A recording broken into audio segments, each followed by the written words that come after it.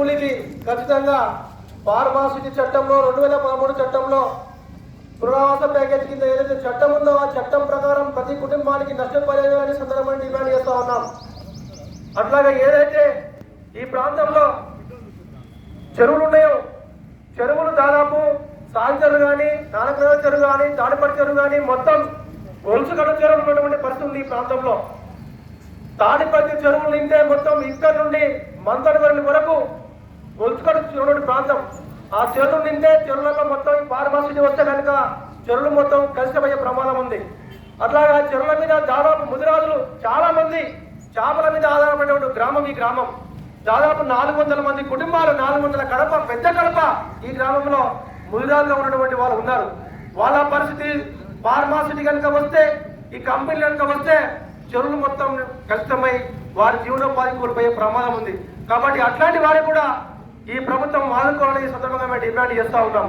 ఇంకా గతంలో మోసం చెప్పినట్టు వచ్చాడు చెప్పినట్టు ఈ ఫార్మాసిటీ ఉద్యమం మాకేం కొత్త కాదు. ఈ ఫార్మాసిటీ ఉద్యమం కోసం అనేక రకాలుగా చాలా రకాలుగా సమస్యలు ఎదుర్కొన్నాం. మా మీద నిర్బంధం పెట్టారు. గత ప్రభుత్వంలో ఉన్నటువంటి టీఆర్ఎస్ ప్రభుత్వం నిర్బంధం పెట్టారు. నన్ను జైలుకు పంపించారు. నాతో పాటు అచ్చినట్టు కానీ చాలా మంది ఉన్నారు కదా జైలు పోయినటువంటి వాళ్ళు. మొత్తం 54 మంది మీద కేసులు బుక్ చేశారు. అయినా మేము వదలకుండా బెదరకుండా ఆ రోజు ఉన్నటువంటి ఎమ్మెల్యే కిషన్ రెడ్డికి ఈ ప్రాంతానికి మేము సాధారణ కట్టదాటి రావద్దని మేము ఎదురు నిలబడితే ఈ గ్రామాన్ని నాశనం చేశారు.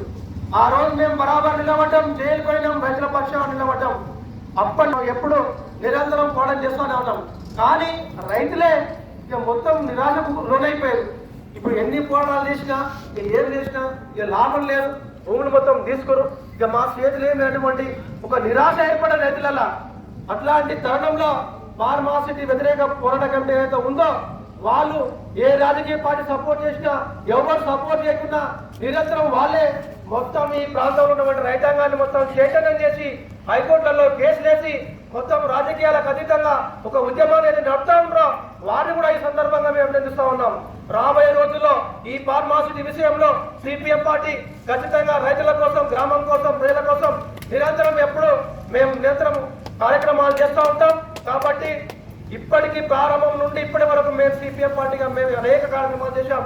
మా రాష్ట్ర కార్యదర్శి తమ్మినేని వీరభద్రం తాడిపర్తి కురుమిట్ట ఆ గ్రామం నుండి మొత్తం మొదలుకొని ఇక్కడి వరకు పాదయాత్ర చేసి గ్రామం మొత్తం తిరిగి ప్రజలను చైతన్యం చేసి రైతులను చైతన్యం చేసి ఈ ఫార్మాసిటీ భూములు ఏంటంటే ఆ రోజు గవర్నమెంట్ భూమి కదా ఇస్తే పోతుంది, మేము ఇల్లు కట్టుకుంటాం, మేము బిడ్డలు పెళ్లి చేసుకుంటాం, రాళ్ళు రప్పులకు డబ్బులు వస్తుంటే మీరు మమ్మల్ని పక్కతో పడుతున్నటువంటి విషయాన్ని ఆ రోజు చెప్పారు.